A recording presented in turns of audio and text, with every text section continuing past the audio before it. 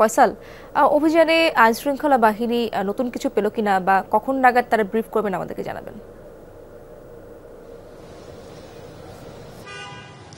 ইশরাত, মধ্যরাত থেকে যে অভিযানটি চলছে সাবেক বিদ্যুৎ ও জ্বালানি প্রতিমন্ত্রীর বাড়িতে, সেটি কিন্তু এখনো পর্যন্ত চলমান রয়েছে। খামেরা তো দাগ হয় কিভাবে? এই যে ভাবি, দাগও যাবে রাগও যাবে, নিন চাকা সুপার হোয়াইট।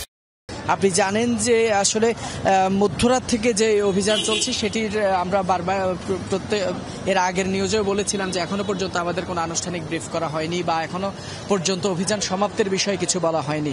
তবে কিছুক্ষণ আগেই কিন্তু ফায়ার সার্ভিসেস একটি টিম এসেছে এখানে এবং তারা কিন্তু ভেতরে প্রবেশ করেছে। আপনি যেমনটি জানিয়েছিলাম যে এর আগে বেশ কয়েকটি ভল্ট পেয়েছেন অভিযানিক দল, সেই ভল্টগুলো কাটার জন্যই দাবি করছিলেন ভেতরে থাকা যে সকল ছাত্র নেতারা আছেন।